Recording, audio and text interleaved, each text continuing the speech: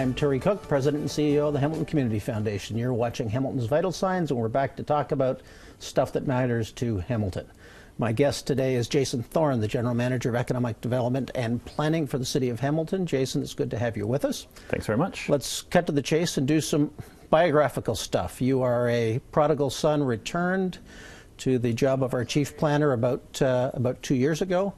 Talk to me about your career path and what brought you back here after an extended period away.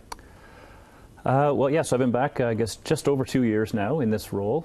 Grew up in Hamilton, grew up actually on the mountain, originally up at Upper James and Rymel, and moved when I was in high school to Ancaster. Spent actually the first few years of my career working in Hamilton doing a lot of environmental work, actually, for groups like the Bay Area Restoration Council, the Bruce Trail Association, did volunteer work with Hamilton Naturalist Clubs. And Friends of the Red Hill Valley. Friends of Red Hill Valley. To provoke me when I was in office. Absolutely. Torment me. Had some fun with that. And, so did I. Yes, and really from there kind of, you know, I was very passionate about environmental issues, and gradually through some of the work I was doing in Hamilton and then later on in Toronto, started to see more and more that sort of connection that exists between the environmental issues that I was passionate about and the way that we plan and build and design our cities. And so I increasingly got drawn professionally into the world of planning, and went to work at the province for a little while, working on, I think, some really significant provincial planning initiatives that are still very significant milestones in the planning world. Did consulting for several years, kind of got to work around the world, was having a lot of fun doing that. And then, lo and behold, one day I got a call from the City of Hamilton saying there's a job opening for the General Manager of Planning and Economic Development. So what better than to kind of take all the work you've been doing in your career and come back to your hometown and have a chance to put some of it into practice. So I know that you're a lover of cities and a student of what it is that helps, especially Rust Belt, post-industrial cities transform themselves. Let's talk about planning influences in your life and or historical influences on great cities, because we were talking off air about the fact that you were not a traditional born, raised, and educated planner who had that as a career track from an early stage, but obviously you had a fascination with cities. And just talk a little bit about that and some influences in your thinking in your life.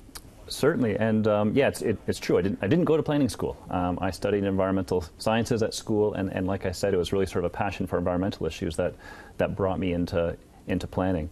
And one of the great things about traveling when I was in consulting is you do get to see so many cities. And I've always loved to travel. I've always loved to just see what other cities are doing and seeing what inspirations are there. And perhaps because I'm a born and raised Hamiltonian, but I've always had a bit of a soft spot for the Rust Belt cities, for the industrial cities, for the blue-collar cities. Those are the ones that I kind of most enjoy touring and traveling. I think they're the ones that right now, if you look in the North American context, that are doing some of the most fascinating things Absolutely. When it comes to planning. So I do, you know, any chance I get, that is the weekend getaway I like to have, is just go and just go for a walk or go for a bike ride in another city and see what they're doing. Jane Jacobs or Robert Moses? I think the answer, you always have to answer Jane Jacobs to that question. But I got to say, I have, you know, there is an appreciation for some of what Robert Moses was. He got big stuff done. He got some big stuff done. Yeah. And I think those two are often set up as a dichotomy that you got to choose one or the other. I think the power of bottom-up planning, the importance of vibrant streets, the importance of messy streets, all that good stuff that Jane Jacobs talked about is wonderful. But you can't discount some of the really big moves that a Robert Moses was able to make in New York City. Some of the really big transformational projects that he was able to put in place. Yeah. So let's talk about what's happening in older industrial cities, because we were in Cleveland together maybe a month ago. I know you spent some time in my second favorite city, Buffalo. You've traveled widely and you looked at what works and perhaps what hasn't worked historically. What have you seen, and how do you kind of distill the stuff that's happening in other centers of transformation and make it real in Hamilton, in the role that you're now playing? So I think that I find just what any city you can find something. You can find some sort of inspiration, some sort of lesson learned. You have to be careful also about understanding that cities all have their different contexts and their different considerations. So you can't necessarily take one model. I know I was asked once, what city should we look to as the model for Hamilton? And there is no answer to that question. There's not. I would never want to say we should do exactly what Pittsburgh did, or exactly Portland. what Cleveland did, or Portland, or Toronto, or any city for that matter. You do kind of have to take the best of what you see from other places and think about how it might fit in the context that you're living in and that you're working in and that you're planning in. I think when you look at what's exciting to me about Rust Belt cities, about post-industrial cities, is it's where a lot of the creativity is happening, because it's where a lot of the creativity has to happen. It's where there's really a great opportunity in some of those cities, some of the especially mid-sized cities that are in the midst of transformation for individual citizens, entrepreneurs, or planners to make a big difference and to have a big impact. So let's narrow the focus to the role of planners, and specifically the chief planner. Because historically, I've been a fan of people like Paul Bedford in Toronto, or Larry Beasley, or Brent Tadarian in Vancouver. Jen Keesmaat, a transplanted Hamiltonian, now doing great things in Toronto. Yours is a complicated, a political, and a challenging role. You're marrying everything from the interests of the development community that want to get stuff built and done quickly, to architects who want to make sure that the built form looks right and integrates, to community groups and local elected officials, all of whom put a push and pull and multiple pressures on you and your department. And at some level, you have to bring some vision, some fundamentals, and presumably some energy and urgency to getting this job done. So just talk to me about the role that you play. Sure, and those are some of the planners you mentioned are some of the people that I draw inspiration from. And there's a number of schools of thought about how you would approach a position of being the head of a planning department, like I am, like the people you mentioned. Or I think some of the most important skills you can have as a planner is you do have to be a great listener. You got to come to the job with a lot of humility. The minute you kind of walk into a situation and think you already know the answer, chances are you're going to be wrong. You have to understand that when dealing with whatever scale of planning, from an individual project, individual parcel, to a neighborhood, to a city, that I'm coming to the table with something to offer, with some professional planning background, with some understanding of what other cities have done, with some understanding of what the rules are, what the provincial rules are, what the municipal rules are. But that's only one piece of it. You also have to appreciate that the community is coming with a set of expertise that I don't have, or that my staff doesn't necessarily have. They have the expertise that comes with having lived and worked in that place. So you have to appreciate that. You have to appreciate where the builder or the developer is coming from, who is trying to market a product, make a living, make a profit. Those are good things and important things too that we want to make sure continue. So I think with planning, when it's done well, appreciates all those different roles and perspectives, and that's why I say it takes a lot of listening. It takes a bit of humility and understanding to really find your way to the best possible solution. I'm fond of saying that there are those who would think that planning is a science, that there is a right and a wrong answer, and that it's you could come up with your mathematical equation and there's the correct planning solution to whatever the given problem is. But there's a certain amount of art involved. There's a lot of art to it. There is some science. There's been a lot of study of cities and what works well and what doesn't work well. But there's an art to it, and there's a trial and error to it. I mean, great city building is about great experimentation, and you've got to have a bit of boldness to risk a few things, make some mistakes, do some things that don't work, learn from that, and then try some other things. It's cities are laboratories, and you got to think about them as laboratories. They're never finished changing. They never should finish changing. If your city ever freezes in time, you're probably in a lot of trouble. Yeah. So that's good. You want to maintain that vibrancy and keep trying different things. So let's talk a bit about style and accessibility, because bluntly, you don't wear the prototype of the traditional economic development guy. I'd normally expect a guy that looked like he came off of Wall Street and was buttoned down, and you went to see him in the corner office at City Hall. You lead bike tours. You're on Facebook. You may be on Twitter. Many of your cohorts and colleagues across the country are a much more accessible and different style. So what is that all about? I'm not sure it's about anything in particular. I can say that my view of economic development is that's a really broad basket. And economic development, yeah, it's about trying to attract big investment in your community. It's about trying to land a big Canada Bread or Maple Leaf Foods, which Hamilton has a pretty good track record of some success in that area. And we have, I think, one of the best recognized economic development teams anywhere in the country. That is something that Hamilton is known for, as being really strong. Neil Everson, who you know very well. I do. Tremendous reputation, not just in Canada, but across North America, and a great team behind him. And one of the great things about that economic development team is they recognize that that work is important. Going after those big fish is important, but economic development is also about the aggregate effect of all of the small-scale entrepreneurs that are working in the city. And I think that's where we're seeing a lot of the real excitement in Hamilton right now. The number of people who I speak to who are starting their first ever business in Hamilton is fantastic. And that the cumulative impact of that on a city is tremendous. And that's something that I think we also share with, to come back to the idea of the Rust Belt cities and the post-industrial cities. That's something we share with those cities for a few reasons, not the least of which is we are an accessible place. We are a place where somebody who can start a first business without millions of dollars behind them. They can, this is a place where you can actually turn an idea or a dream into reality. And I think we're seeing a lot of that with the kinds of entrepreneurs that are setting up in Hamilton. We're going to come back and talk about some of the broader changes that are happening and some of the micro interventions that are making a difference. I'm with Jason Thorne, the General Manager of Economic Development and Planning in the City of Hamilton. I'm Terry Cook. You're watching Hamilton's Vital Signs, and we will be right back after this commercial break.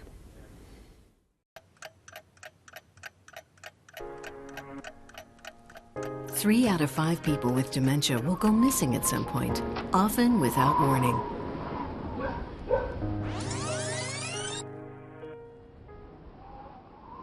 With a safety plan, you can prevent missing incidents from happening. It's never too early to plan.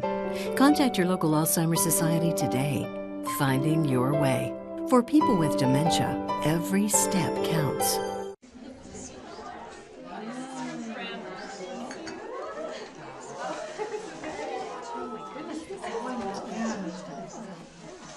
What is that? It's a rape whistle.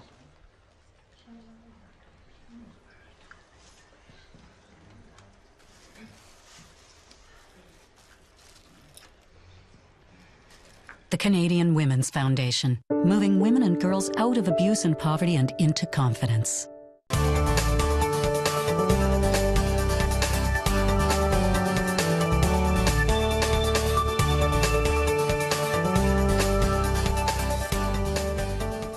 And we're back. I'm Terry Cook. You're watching Hamilton's Vital Signs, and I'm with Jason Thorne, the General Manager of Economic Development and Planning with the City of Hamilton, and we're talking about the trajectory of our city and also the specific role of the chief planner. And I have to say, it occurs to me that timing in life and careers is just about everything. And having been in leadership positions for the better part of the last 30 years or thereabouts, in my case in this community, we had this long period of difficult decline and despair, and generally a time when Hamiltonians struggled to find sources of hope and optimism. And it's uncanny the way in which you managed your career to come back here just as they've poured rocket fuel on the opportunities that we face. So well done, and we're thrilled to have you back.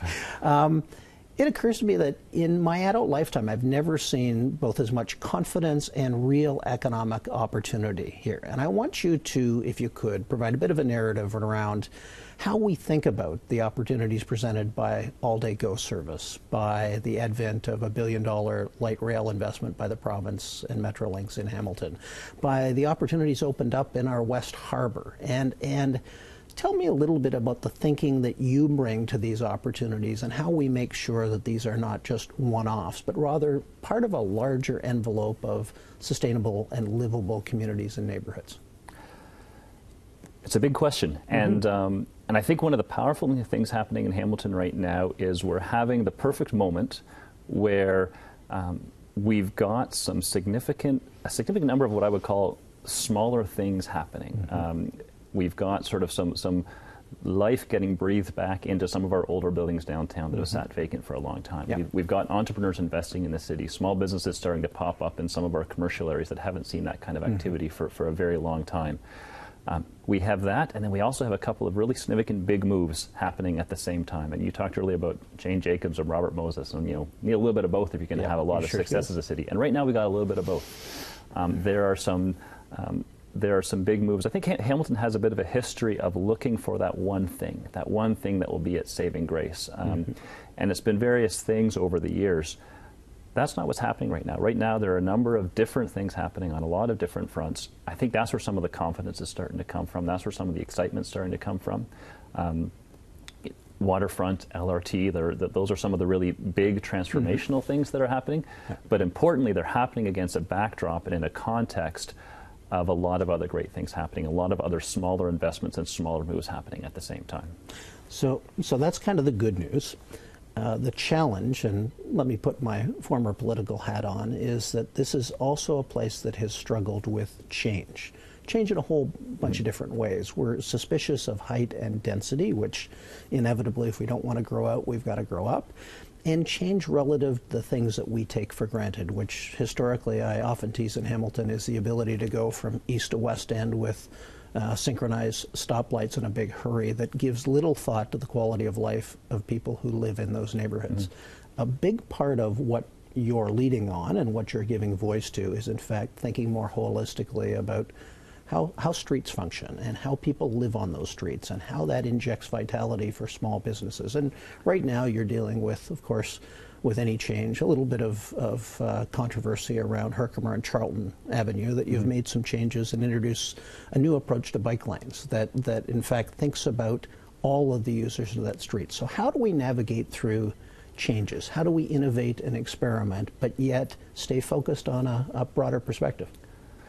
So I think these are things that are not unique to Hamilton. Any city as it's going through this transition that we're going through experiences these kinds of issues. There's no other cities that have escarpments and water and rail and roads. It's everything's completely it's unique all different in Hamilton. Hamilton. We have to learn these lessons on our own. So I think as Hamilton is transitioning, as you said, there is that moment as you are as a downtown starts to intensify, density start to increase. You got to start thinking differently about how people are moving around, and that always creates a big change. It means thinking seriously about cycling as a legitimate form of transportation and mobility in the city. It means more investments in transit. What we're experiencing right now means new development is coming into a very cherished historic core that has a lot of very significant heritage attributes that we want to make sure are protected. So how do you grow in a way that is embracing the future and is growing, but is respecting the past and is respecting the context that you're building in, and then in a lot of ways is the reason why people want to be coming here and moving here. So, so it's not easy. We look at as new development applications are coming forward, and parking is always an issue. Well, are you building a new building with a parking standard that looks to the past of what people have experienced historically about how many cars per household, how many parking spaces you need, or do you start thinking about that future condition where the expectation is that people will probably be driving less? Younger generations are driving less. We're seeing that. But we're caught in that transitional moment of where we're not in that future state. We're moving away from that historical state, but we have to make decisions today. Right. So it is that transitional moment. Introducing bike lanes can be very controversial because that is change. I would, of course, remind you that I still wear the scars of introducing Main and King dedicated bike lanes in the 1990s. We were a little bit ahead of our time, and it lasted about 6 months. Yes. And the lesson for me was I had to build a broader constituency, that there had to be a deeper and more committed understanding of why we were making changes to facilitate a better future. And I think that's part of what you're trying to get at. Yes, exactly. And also sort of that spirit of experimentation and seeing what works and understanding a city as a laboratory. And, we have to have that spirit as we're going through this transition. We have to be able to try new things. We want to be ahead of that curve a little bit. You don't want to wait until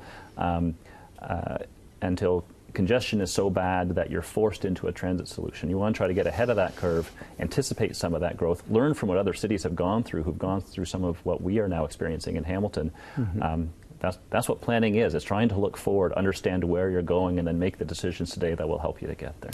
So let me introduce another element of planning that isn't necessarily historically associated with the thinking that you need to bring to bear on the challenges we face, and that's about social equity. Because in this community, like other Rust Belt communities, Buffalo and Cleveland and Vancouver, there are severe social inequalities and huge challenges presented by concentrated poverty, with an interesting historical reason for that being the case. One of your portfolios and one of your responsibilities is thinking about how we house everybody in different parts of this community, and the ways in which we can be intentional about creating mixed income and mixed use opportunities in all of the parts of this region. So talk a little bit about, the spectator and a 21-year life expectancy difference between neighborhoods, and how we over time thinking about a healthier balance for everybody. Yeah, and you used a key word there, I think, and that word's intentional. You can't assume that just because a city is growing and you're seeing development and you're seeing businesses open, that that's necessarily going to be equitable growth. Right. And what we have to strive for is equitable growth, growth that has something in it for everyone, for the people who are coming to the city and the people who are already in the city. And looking at these issues through a planning lens, a lot of that has to do with making sure that as our downtown's growing, as our new suburban areas are growing, that they are growing in a way that's maintaining a good range and mix of housing types. I would not want to see the downtown of Hamilton become just a sea of one-bedroom condominiums that are going to appeal to a single demographic. We want to make sure we're continuing to have housing that is for all sorts of different family types, from single people to couples to families to seniors. Lots of different tenures, rental and ownership, and different income levels. We want to make sure we don't lose that mix. And you do have to be intentional about it. You can't just kind of sit back and hope it happens. There are some tools we have at our disposal in the planning world. Inclusionary zoning is one that we will hopefully soon have from the province. Looking at the kinds of projects that we're approving, the kinds of unit mixes in those projects. One of the nice things that's happening in downtown Hamilton right now is we are seeing condo towers, but we're also seeing smaller infill projects and townhouses and stacked towns, and lots of different kinds of housing happening in downtown Hamilton, which I think gives us an advantage over what's happening if you look to Toronto. It's major growth, but very narrow slice of the demographic. Narrow slice of the demographic. A lot of the same kinds of housing types.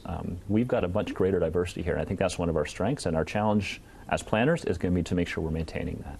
And how does that marry itself with thinking about intensified land uses around specifically the LRT corridor and the advent of all-day-go service, both in downtown Hamilton and in Stony Creek?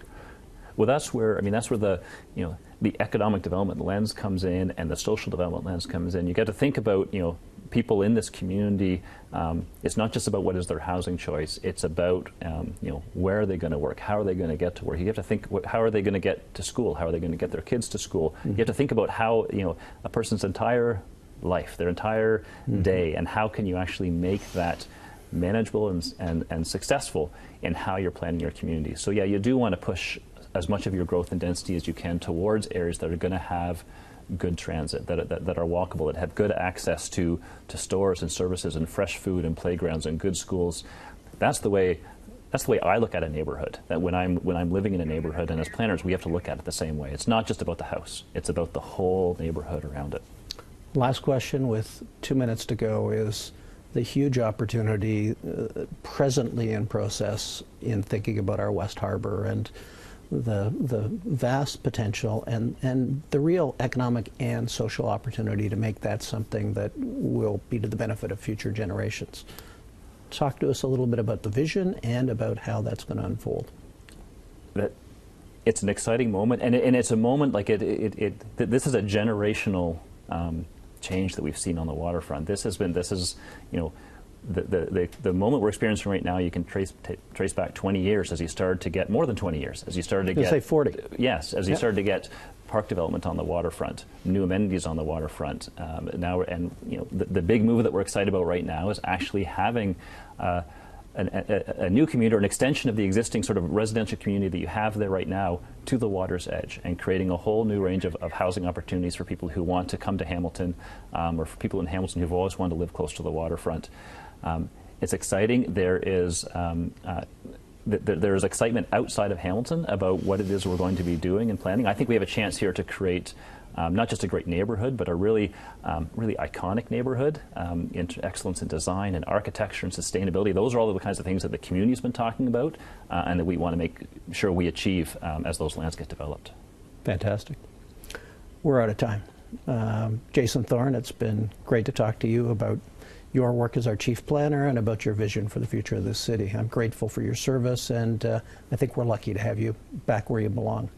I'm Terry Cook. You've been watching Hamilton's Vital Signs. As always, you can follow us on Twitter or on Facebook. And Mike, I'm not going to rush through this, but you can also follow us on Vital Signs on cable14.com now. Thanks for watching. Look forward to being back with you next month and to advancing this conversation in this community. Take care.